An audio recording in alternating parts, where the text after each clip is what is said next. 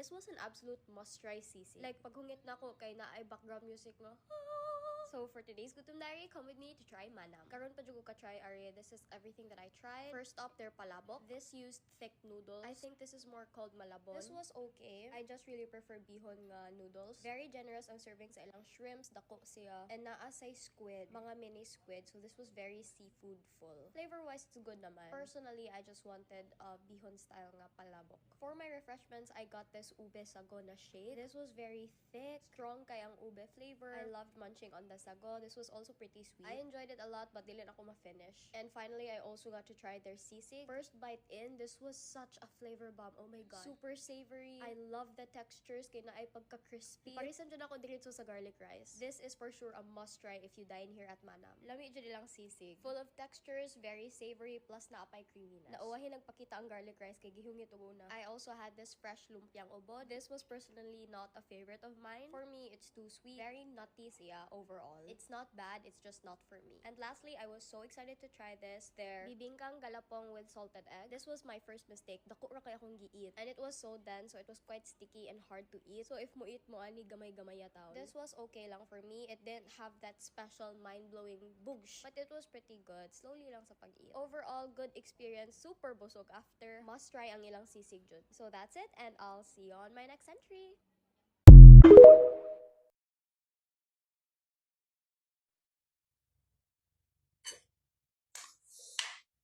Yung masarap na hapunan. Ano? Pritong talong, tapos tinapa. Uy.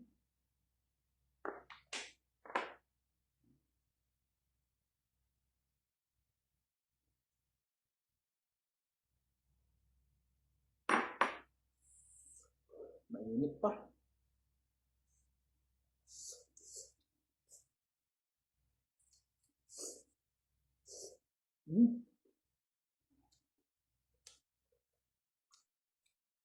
Talong.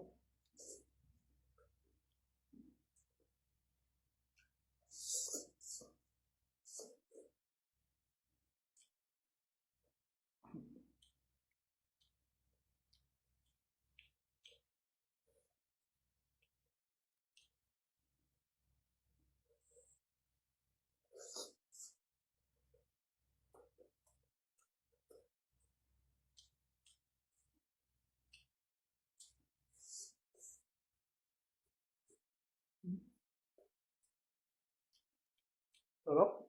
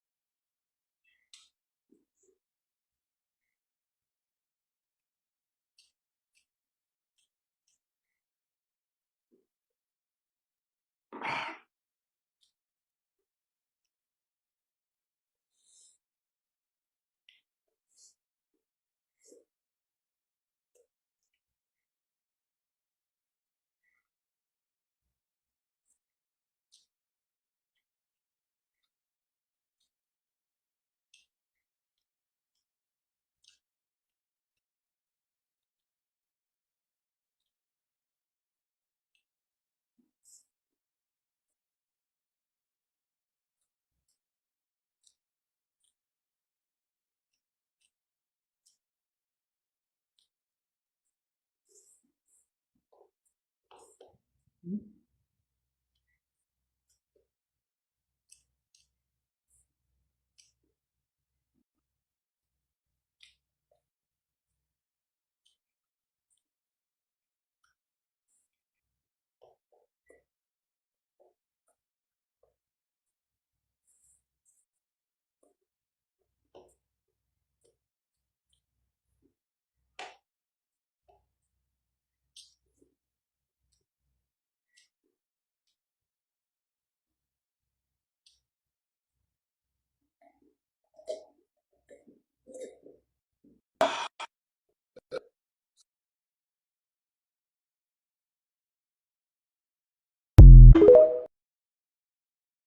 So mga kalman, ako aron diri sa tinapanan no, diri sa Danau. So kaon ta tinapanan diri nga isda. Tanawa ninyo tong view ni piti ni Dota. Nato ang tinapanan diara. Mga on tag tinapanan diri sa Danau.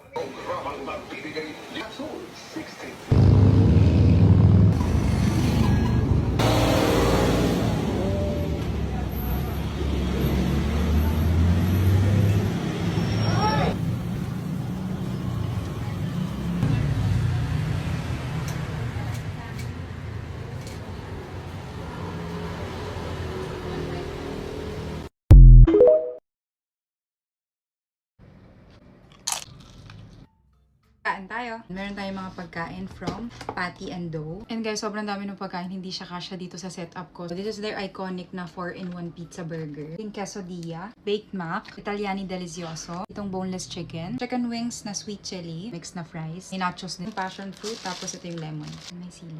First bite. Okay. Hindi na siya malutong kasi nga galing po ito ng Cavite. Yung gitna niya.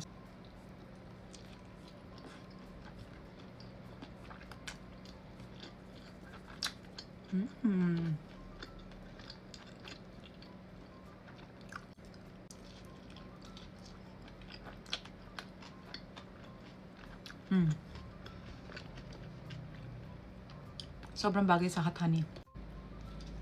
Salsa naman. Okay. Ito yung white sauce.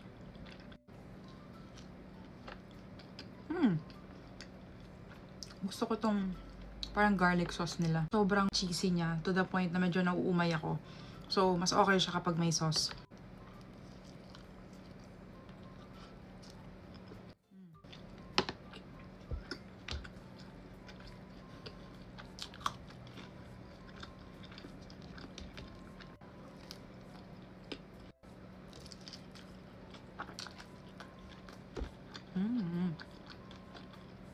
Grabe. Ang dami niyang laman.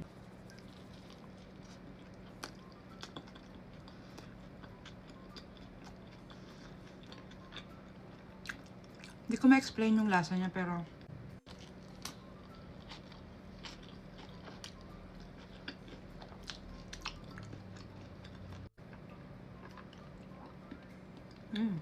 may popping boba siya. Bagay siya na may matamis na popping boba kasi yung mismong juice niya asim. 4 pieces siya.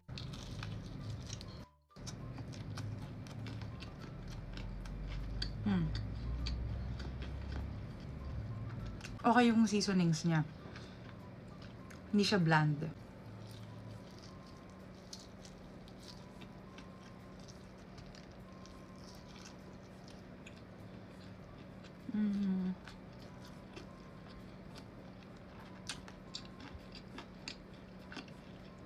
Itong gravy, hindi ko siya ganun kagusto. Garlic sauce.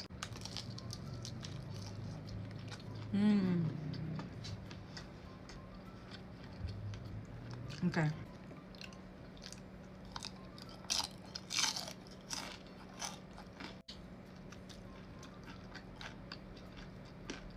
Sweet chili.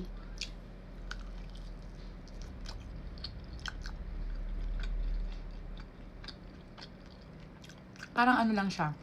Sweet. Hindi ko malasahan yung pagka-chili.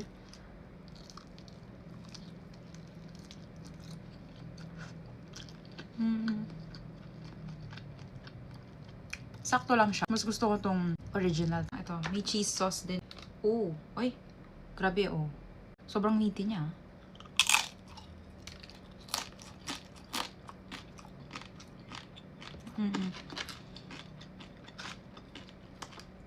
This one, masarap siya kaso. Parang medyo matabang. Yung ganito.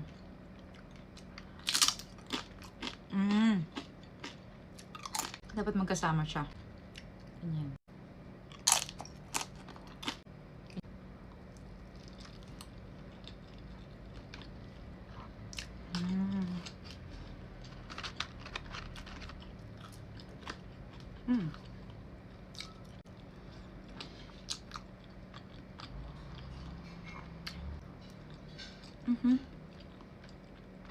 Go. Masarap like this.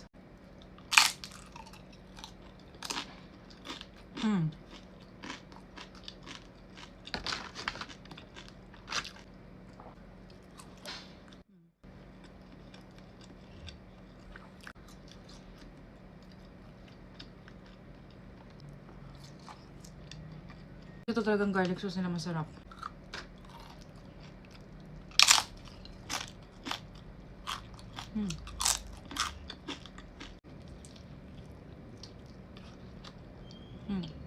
Last bite.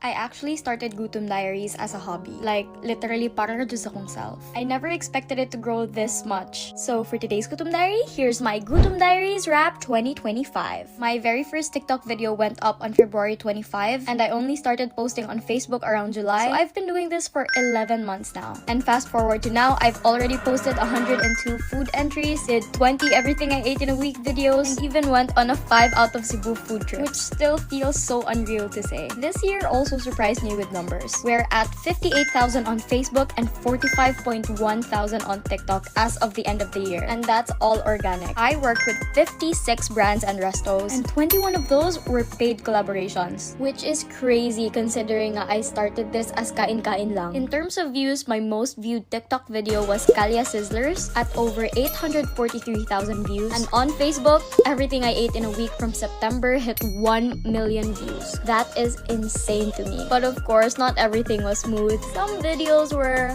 controversial, especially Sumo Niku, the 9th Castle Peak, and my recent Fuente food trip video. But honestly, katong nga mga videos, they really taught me a lot about being honest, fair, and standing by my experience. I'm not a food critic, guys. I'm just someone who loves sharing my experiences. And with those, some moments really stayed with me. Like, ang pinakamahal na akong nakaon. This was at Bel and Amadeus for a date night. Lami ang food pero makautot ang presyo. And usas akong unforgettable video kay ang Flinders Lane. Kay let's just say gitagaan ko nilag souvenir. And my top 2 favorite videos is everything I ate in Argao and everything I ate in Surigao. Those 2 were very special to me. Now for the food na pinakasulit sa inyong money for me is definitely Silugan ni Gian, Jafar's, Cebu Lasagna, Rib Shack, 24 Chicken, Jarks, Pearl, Ding Kwa Kwa, and Messy Bites. Some of my personal favorites were Longmen Hot Pot, Budol Cebu, Miyawuchi, and of course, Yummy Chan, which I ate 6 times this year alone. And for my favorite fast food, Chowking, bisag sigislag hatag og dinosaur parts. And for occasions, Chef House and Majestic were definitely good family restaurants. For date nights, View in Busay, and after Tagay meal, Hanya Restaurant, kay 24 hours. For next year, I already know where I want to go back. Gimingaw jud ko sa Mang Toro, and I want to eat again sa Wildfire Asian Fusion, Kyoda Cafe, and Pancake House. See you again next year. This year has taught me so much about food, content, criticism, consistency, and I met so many people along the way because of this little account. So thank you for you guys who believed in me. Thank you for watching, supporting, and eating along with me. Hopefully next year I get to do even more. So for the last time this 2025, that's it, and I'll see you on my next entry.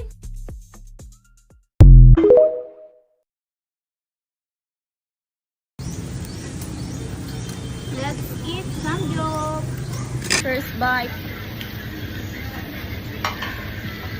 Tingkaon. Tigluto. Tigkili. Tigulat. Try ito sa lambibibab.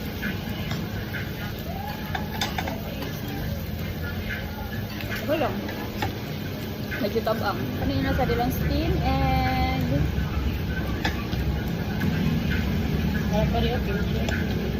tabang san. Ito? Tabang yun daw. Ang fish cake.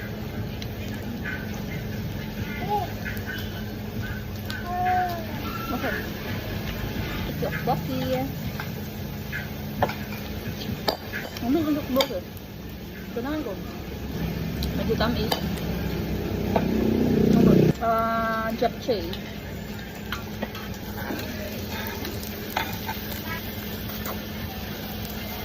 Wala ka. Tabang matamis. Calamari daw ni. Onion. Ay, onion. Ay! Potato! Potato ring. Nami, pero maumay ka madugay. Try ka silang samgyup. Saan siya lettuce? Murag dili, no? Saan nga dahon mareng? Magsamaw na. Then pork. Kimchi. Pickled radish. Then sauce. Saan siya pa-try? Kanina sa na sauce. Mas duran ko nga sauce. Tapos pa kung kani sa tunga nga sauce. Asin masiguro ni nga na ay sesame oil.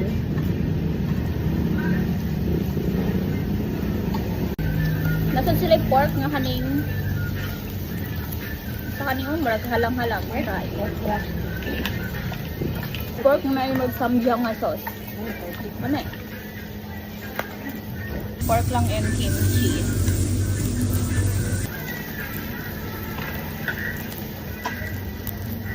Nasa rin salad. Try ta.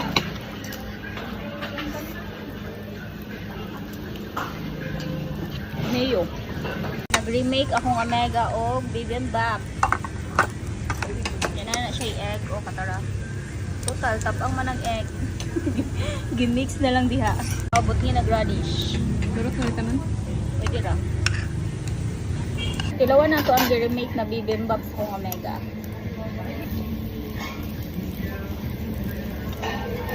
That's better kaya flavorful na siya.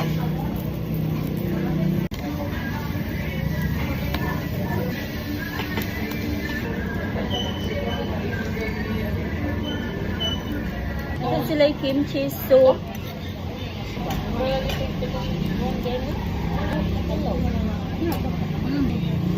Seafood sa Japan ba? Fairness. Maura to marine, sulod na food. Okay na ba? Ang suki jud basta handaan kay lumpia. It's lumpia season, but actually lumpia season man all the time. So for today's Gutom Diary, come with me to try Mrs. Mac's lumpia. I tried their pork and chicken lumpia Shanghai, lumpia tauge, and their spring rolls. And I paired it with 3 different sauces. First up, I tried one of the crowd's favorites, ang ilahang lumpia tauge, or toge, depende sa school. First bite in, and I get why this is a crowd favorite. This was well seasoned and vegetable packed. Next up, I tried their chicken lumpia Shanghai, paired it with a sweet chili sauce. And spoiler alert, this was my personal favorite. This was so light but very savory. And the seasonings definitely stood out. And oh my god, the crunch. I'll be honest with you, this is 30 minutes after it was cooked, kaya I had to take an exam, and it was still crispy. Lamian kay ko ani nga naka-rice jud ko diretso. And oh my god, mas lami siya with rice. I don't know about you guys, but to me, their chicken lumpia Shanghai is so underrated. I also tried it with just plain suka. Lami siya bisag unsa nga sauce. I finished 2 in one go. I was supposed to try more pa. Next up, I tried their pork lumpia Shanghai. You guys know I love pork. The filling was raw marinated pork. This is clearly juicy. Maybe because fresh ang luto. This was a more fuller, meaty flavor. Lami na kaya akong kaon ani nga nagsige na lang jud kog hungit og rice. And lastly, I also tried their spring rolls. This also has a meat filling inside. But different sa pork Shanghai, this is clearly bigger. It comes with its own sauce. Ang filling ani kay cooked pork na. So this was a bit firmer but really satisfying ang bites. I really appreciate nga mas daghan ang filling kaysa sa wrapper. I do suggest nga i-deep fry ninyo niya palutawon para mas luto jud siya. Our family has tried a lot of store-bought nga lumpia, and we actually agreed nga this was one of the best. Top 1 for me ang chicken lumpia, close second ang tauge. Ang top 1 mong ko nga lumpia tauge kaysa akong nanay. So far undefeated pa siya. They are available in Grab Food and a lot of grocery stores already. So that's it, and I'll see you on my next entry. Dugay na ko gusto mo try ani nga samgyup place. Ug murag nag 2 months na ni sa akong draft. So for today's Gutom Diary, come with me to try yupka. Started off with their soup. Abi na ko walay free nga soup. So ni order pa ko glain. Their soup was so heartwarming. And akong favorite part kay nay tigluto. Dili na ko ma-stress. This salad was also free. It tasted so nutty to me, but refreshing. Also this egg was free. It was very savory, but it looked so dirty and pagod sa ilang. First cut of meat is up. This is an aged beef rib finger meat. Of course, parisanog rice, and akong favorite sauce is just the oil and salt and pepper. First bite in, and gikilig ko sa kalami. The marbling was so pretty, extremely juicy, tender, and almost buttery. That was a great first bite. Also love pairing it with some radish. Next cut, honestly, daghan kay siya tanawon sa picture, but gamay ra siya in real life. This is the aged beef boneless short rib. All the aged meat were so good. Like, makita nimo ang pagka-juicy niya sa video. And I think I like this than the other one better. Dapat lang kay mas mahal ni. They also had a pancake. This one was okay lang. I like the pancake of Yummy Chan more. But so far, 2 cuts of meats in, and I'm so excited and happy. Lami, pero mahal.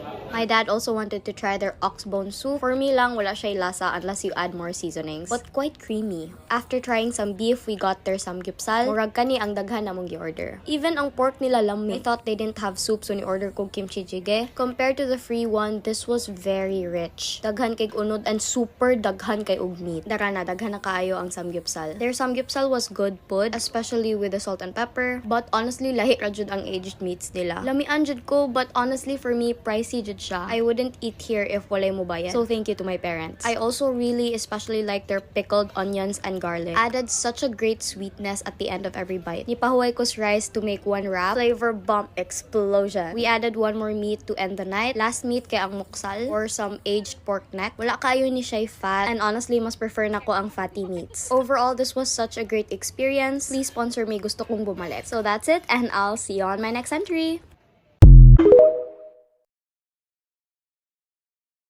Mga untag lugaw diri sa waterfront. So for today's Gutom Diary, come with me to try Waterfront Hotel's Merienda Buffet. Price per head is $4.99. Options vary from Filipino snacks to desserts. Perfect timing kay nag-crave jud ko og lugaw. So first up, I tried their chicken arroz caldo. The rice porridge was really heartwarming and delicious. The chicken was a bit too tough for me. I absolutely loved adding the green onions. For drinks, they had coffee and iced tea. Aside sa chicken arroz caldo, naasad sila sa tanghon. For other savory snacks, they also had this barbecue. This was seasoned generously. Lami pod ni. This point, feel na ko 40 pesos na akong nakaon. I also tried their bihon and lumpia Shanghai. The bihon looked really good, but it didn't replicate sa flavor. Kulangan kog seasoning, more siya way lasa kaayo. But it complemented the lumpia Shanghai really well because this was crispy, meaty, and savory. This lumpia was very enjoyable. Apo day sila binignit, but wala ko ni try. For other small snacks, they had this pandesal, ahamon, queso de bola pandesal. The bread was really fluffy. Generous pod kay ang cheese, I appreciate that. This was just really fancy cheese bread. I also tried their maha blanca and their cassava. Good consistency ang maha. Not too sweet, very corny. And I really enjoyed the cassava. The stickiness was fun and sweet. Overall, personally, I would not pay 499 pesos for a merienda buffet. But maybe dili lang jud ako ang target market for this. Nag-round 2 pa ko sa arroz caldo. Murag naluto na lang itlog kay naa na siya. Honestly, me and my friend only tried here kay naa siya voucher. Other than that, you can get your money's worth more sa samgyup. Would you pay 499 pesos for this? So that's it, and I'll see you on my next entry.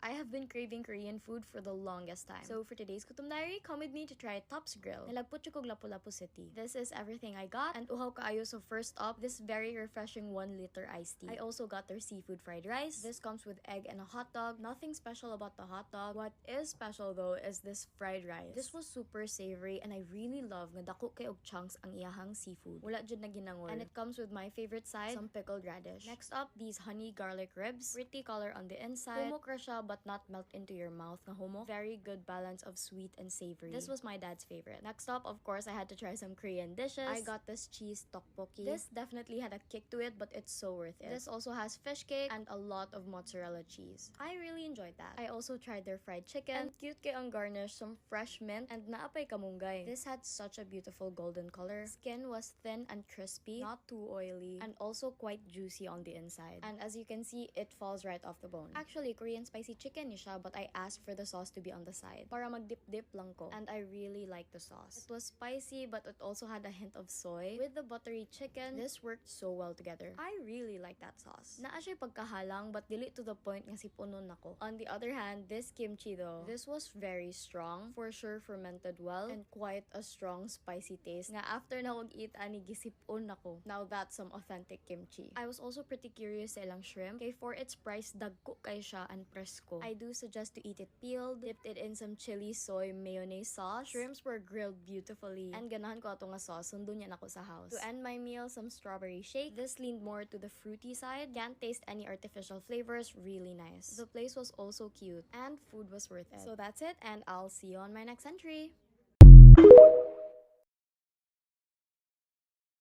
I found another only samgyup nga daghan og sides that's actually worth your buck. So for today's Gutom Diary, come with me to try Han Pork Unlimited Premium. As in, maka-overwhelm ang kadaghan sa ilang sides. We paid $5.99 for dinner, only pork, beef, and chicken. 5 different beef, 3 pork, 3 fried chicken, and over 21 sides. If tagaan dyan ako comment na murag 5 hours nga video. We already grilled our meats, and this is what our table is looking like. Kakadaghan og sides is speedrun na lang ni nako. The sides were pretty decent. Personally, I hit or miss, but more hits. Like mabusog ra ka with sides and rice alone. Grabe si girl, kay after sides, giraysan pa jud. For my miss, I personally didn't enjoy the chop suey with fish cake and the fried wonton or dumpling. The other sides were okay lang. I also really like na dili iluto ang chicken. This sweet soy sauce chicken was my favorite. Personally, di ko ganahan og chicken nga isamgyup, and this one was my absolute favorite. Going to the meats, I like dipping mine in plain salt, pepper, and oil. Nagsagol-sagol na tanan, but I really enjoyed their beef. Nipis and dili sumol kaunon, perfect jud with the rice. I most enjoyed the plain one and the honey lemon one. I also tried the pickled onions. They weren't really pickled, very strong ang onion. Their kimchi was fermented well. As for their porks, okay lang, but some of the cuts were really inconsistent, kaya ang uban murag puno kay fat. They also offered cheese for 50 pesos. I was expecting some mozzarella or fondue. This was giving cheese whiz. It's not bad, but I didn't like it. Their kimchi stew, grabe ka malaman. I really enjoyed the soup. Very savory and what dyan nagtinihik. I also tried their sinigang. Dili kay siya asim kilig, pero carry na. Their tteokbokki was really chewy, cooked really well. Skill issue lang dyan sa kong end nga dili na ko kaya ang halang. But if hilig ka, you will enjoy this. Drinks are sold separately, but naaray free water. Overall, to me, this was worth your money. Mura na kaga-only samgyup ug only buffet. Tungod sa kadaghan sa side. Service was also very fast and good. I actually came back with my family a week later. So that's it, and I'll see you on my next entry. For today's Gutom Diary, come with me to grab dinner here at town. We tried their mango canny salad, Angus beef cheesesteak grilled sandwich, and the torched salmon and quinoa salad. The salmon was presented beautifully and it smelled really good. As for its flesh, it was not as moist as I wanted it, but paired with everything else, it was good. Unfortunately, the fish was too overcooked for my liking, but I really liked the sauce that it had. It added the moisture back in. Still a good meal. Next up, their canny mango salad. This was refreshing, and I don't usually order salads, but I enjoyed this a lot. It also had apples and cherry tomatoes, which made it sweet, and I love that it had walnuts. I also got to try their Popeye smoothie. I am so not a fan of healthy drinks, but my uncle liked it. The Angus beef cheesesteak grilled sandwich was amazing. You can see the cheese oozing, and the bread was so soft. This was also paired with crisp fries that I really liked. For my drinks, I tried their mango passion fruit blended fruit drink. This was nice and tropical. Nahurot na sana ako kong food because gigutom jud ko ning adlaw. Of course, I had to avail their piso cakes, which I forgot the names of. Their yama cake was my favorite. I don't eat chocolate flavored things, so I only ate the top part. It was so sweet and I enjoyed this one. Next, their lemony something cake. I love the layers in this cake, but it was an okay cake for me. I like the crunchy thingy in the middle. That's it. See you in my next entry. Quick mukbang kay Najee nag-request. So for today's Gutom Diary, naki-birthday ko sa 96th birthday sa akong great lola. Lami kayo ang food, especially the lechon. This lechon was from Parais. Gadungan pa jud mig abot, so grabe ka crispy ug init pa. Ganahan jud kay ko silang lechon, but today's lechon was lami kay ang panit, but ana akong mom dili daw kaayo malasa sa inside. Personally, I think okay ra, but she said kuwang daw sa timpla. Smile ka dali kay ga video akong nanay. And ganahan kay ko mukaon sa lamas kay muna ni ako ang vegetable intake. Parisan pa jud bugnaw nga ko, perfect meal. Daghan kog pundo pero pa jud ko time para mong edit, so hopefully you can still wait for me. So that's it, and I'll see you on my next entry. This This is one of my favorites when it comes to chicken wings. Like since junior high, ganahan ako ari. So for today's Gutom Diary, it's snowing here at New York Buffalo Brad's Hot Wings. This is everything we ordered. I've only really tried their wings, so I'm excited to try more. First up, I tried their original ribs. Ang first thing akong na-notice kay ang strong smell jud sayang sauce. Very strong barbecue smell. The meat was slightly tender, but I really liked it with the sauce. This was really smoky, sweet, and savory. This was okay. First time po na ko mo try sa ilang strawberry iced tea. I really liked it. Wala pa sa ko ka-try ani ilang Brad's Angus Burger. I ordered a meal but i-upsize na nako ang drinks o ang fries kaya nag-share mi sa akong friend. Fries had a really natural potato flavor. And this was how big the burger was. Very meaty and I think naa say barbecue sauce diri gamay. This was also quite juicy po. You can see the juice dripping. I love burgers so naturally I enjoyed this. Next up akong personal favorite ang ilahang wings. Specifically in garlic parmesan. Like kada rin ako sa Brad's mo dyan yung premier order. The sauce was so creamy and cheesy but at the same time naagihapoy crisp ang skin sa chicken. Of course you can add the spiciness level but you know na pambata jud ko panglasa. So this was ultimately perfect for me. But dili jud madawalay rice so nihangit sa akong kanon. I also tried their boneless chicken. This is the salted egg flavor. It was coated really well. Wala pa jud ko ka-try sa ilang boneless chicken but I will say mas juicy ilang wings kaysa sa boneless. This flavor for me had a kick to it pero dili siya ingon spicy. This was a dry rub so it had that creaminess and saltiness that I like. Of course, hungit na sa kanon. Daghan kay silang iced tea options. This was the lemon one. All very refreshing. Mas sweeter ang strawberry. And mura jud kog bata sa ka-enjoy sa ilang snow show here. I'll put the schedule in the caption so you can experience it as well. So that's it and I'll see you on my next entry. Had a girls' night out dinner. This wasn't the original plan, but fate brought us here. So for today's Gutom Diary, come with me to try Giuseppe's Pizzeria and Sicilian Roast. This is everything we got. First up, this calamari. This was insanely huge. Ambot unsay nasod sa kong utok kanang gidiretso na kog lamoy in one go. Not very smart. But the coating was very light but still crispy. This was cooked nicely, just a little bit of chewiness. Next up, I was so excited to try this. Their parmigiana, an oven-baked eggplant. Ganahan jud kog eggplant. This was so soft on the inside and this was very saucy. Nice balance between the sweet tomato sauce and the salty mozzarella cheese. Next up, one of their best sellers, the Gregorio pizza. This had a lot of cured meat, so I was honestly not expecting to like this, but this was very savory and meaty. I also really love the soft crunch at the crust. Murag ka na akong gihimog rice. Kada hungit sa ham, parisan sa crust. For our pasta, we got this pesto and shrimp. I think you can see sa video nga it wasn't very glossy. The pesto tasted really clean and nutty. Dili siya pareha sa uban nga grabe ka oily. The shrimps were so good too. It complemented the pesto really well. Very soft and pairs well with the pasta. But for me lang, kulangan ko sa shrimps. I haven't had pesto like this. It just looks very dry, but the flavors are giving. I will say for me, this is very pricey, but you are paying for your money's worth. I personally enjoyed the food here. I enjoyed the experience pero too mahal for me. For dessert, we had this tiramisu. Nag-share kami ana. This tiramisu is so good. You should try it if you come here. Very smooth and creamy, sweet, but at the same time bitter because of the coffee. Ganahan kay ko ani to the point ako'y nitilo kay nag-ulaw-ulaw pa sila. So that's it and I'll see you on my next entry. For today's Gutom Diary, wala na ko'y kwarta. Pero I was really craving for some cup noodles. So I got Jin Ramen. Wow. So I recently just started creating content on TikTok. So what do you guys think so far? What more do you want to see from me? Do you like the talking mukbangs or the no talking mukbangs? Also, please feel free to comment if na may gusto i-recommend ako na place. I would love to try it out. Pero ayaw sa nung dollar kaayo ha. Okay. Cup noodles na lang ko ron. I love nori, so I have some seaweeds over here. Ay. The seasoning. Also, I have kimchi.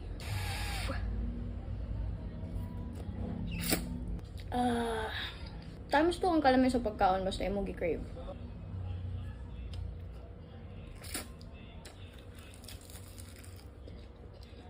Kung magmukbang ko ba na no sound, dili siya ASMR nga food. ASMR siya sa mga background noise ang likod. I have so many places in mind that I wanna go. Kwarta na lang kulang. Kimchi. Nori.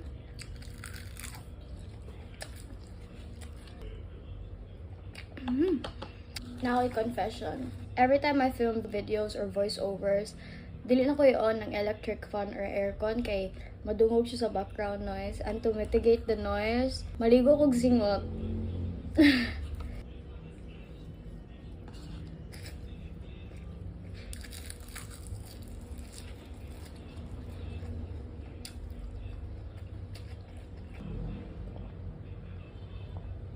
Cheers.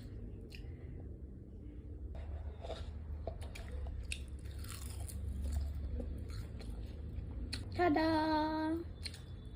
Thank you so much for your love and support. I post every Tuesdays to Saturdays, and I'll see you in my next entry.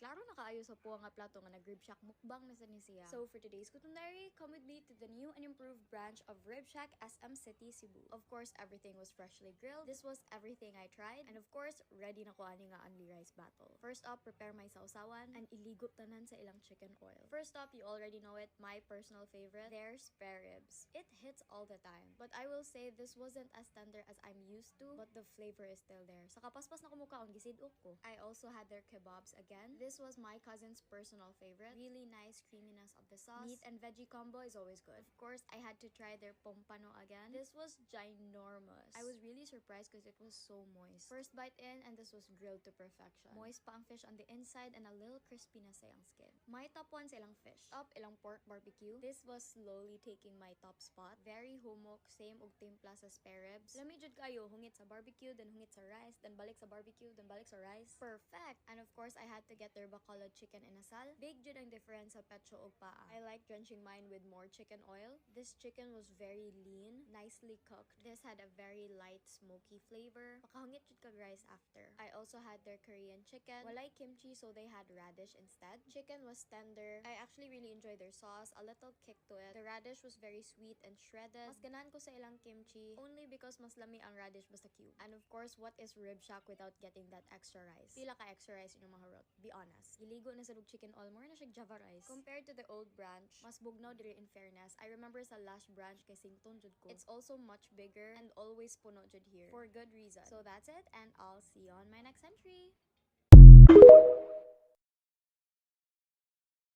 Recently, bugnaw kayong hangin sa Cebu, labi na gabi. Maong mamainit taron. So, for today's Gutom Diary, come with me to try Hamakaze Ramen. It was really full packed that I had to wait a bit sa gawas. This was everything we got. First up, I had their Hamakaze Shoyu Ramen. First up, the broth, it was really rich. It's not as thick as I prefer, but grabe ka flavorful. What's definitely new to me is the onions. Naa siya white onion, I think, and some ground meat. I really like the addition of that. For its price, this was definitely good. The noodles were cooked nicely. The meat was tender. And apparently, ilang specialty is the collagen chicken broth soup. Best combo jud is a big mouthful of those noodles. Dayon mo higup dayon sa broth. Other ramen places kay mag-add pa ka for egg, but this already comes with it. Love this soft-boiled, slightly jammy on the inside. Sa mag-ramen ko, akong permi para jud coke, feel na ko mo sulod diretso sa kong tiyan if mag-coke ko. I also tried their gyoza, 5 pieces for 200. That's really good. This was pretty nice. More on the meaty side than the vegetable side, but personally, I prefer a more crispier bottom. It lacks that for me. I also tried their karaage. Honestly, these were so big, like jumbo nga chicken. I also really love the sauce of this. Kaya ko ang soy sauce sa mayo, but it worked out perfectly. The skin was crispy. Inside is pretty juicy. Still very init, so nag-slowly ko ana. Personal preference lang, I like it a bit smaller. This was really big nga, pang pares na rice. My sister had this cheese ramen. The broth of this was much creamier, mas cheesier, and much lighter. I prefer mine though, kay mas savory siya, but it all worked out because she loved hers, I loved mine. Overall, I really like this experience. Rice-wise, very good na. Still not beating my top 1 ramen spot, but definitely a close second. So that's it, and I'll see you on my next entry.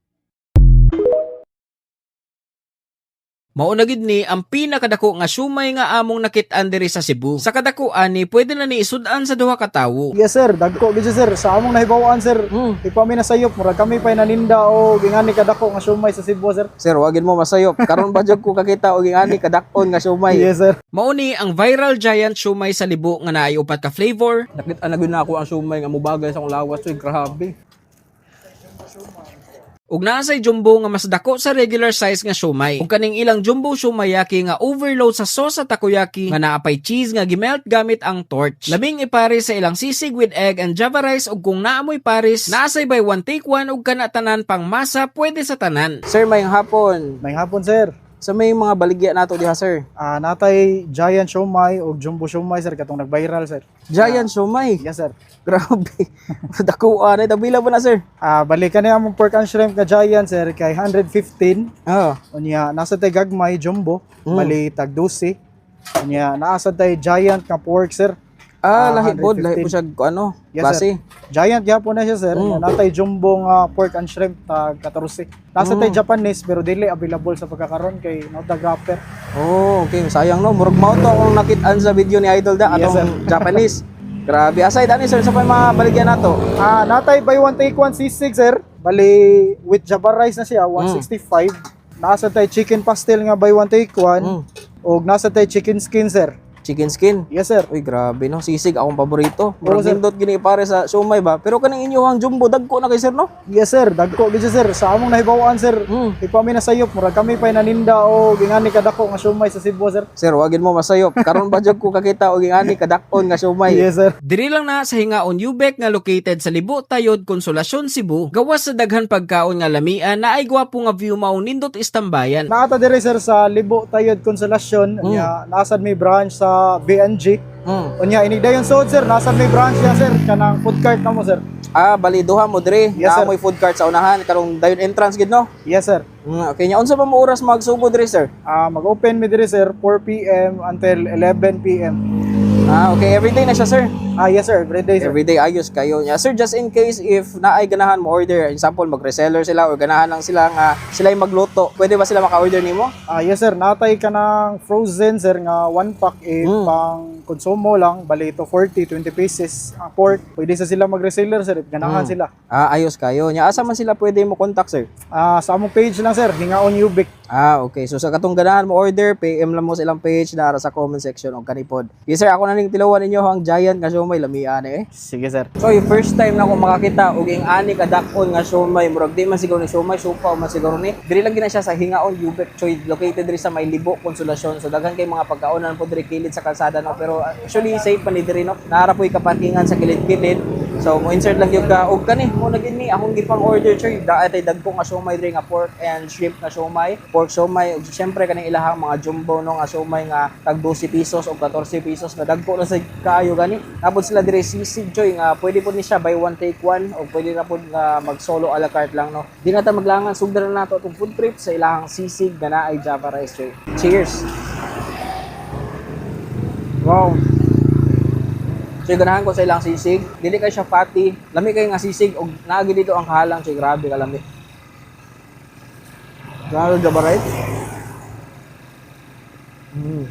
So arita sa atong giari gid no ang atong main event kaning ilahang giant siomai. Mao ni siya ang pork and shrimp mga choy. Ato ning gipaliguan og daghang chili garlic sauce o gibot na natong lemon. Mao gini lami. Grabe kay ini choy, Diyos ko. First bite sa ilahang pork and shrimp giant nga siomai choy. Cheers.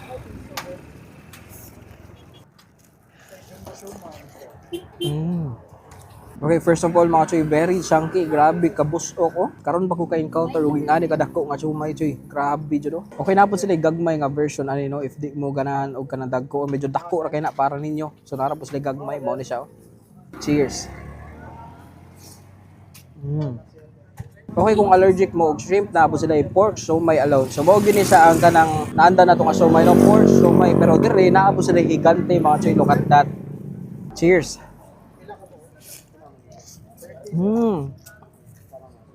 Nakita na na ako ang siomai nga mubagay sa akong lawas. Uy, grabe. Okay, mo na gini ang atong pang finale. Usa gini sa ilahang best seller diri ang lang special nga siomai nga naay cheese. Mao ni siya ang siomai yaki mga choy. Cheers. Mao ni nga siomai nga puno kayo lasa, overload sa sauce. Tulo ka klase ang gibutang diri na ay cheese, na ay mayonnaise, ug ambot usa ning usa ka sauce. Ug napad siya ilain cheese nga gipalanay siya on top. Grabe ka solid.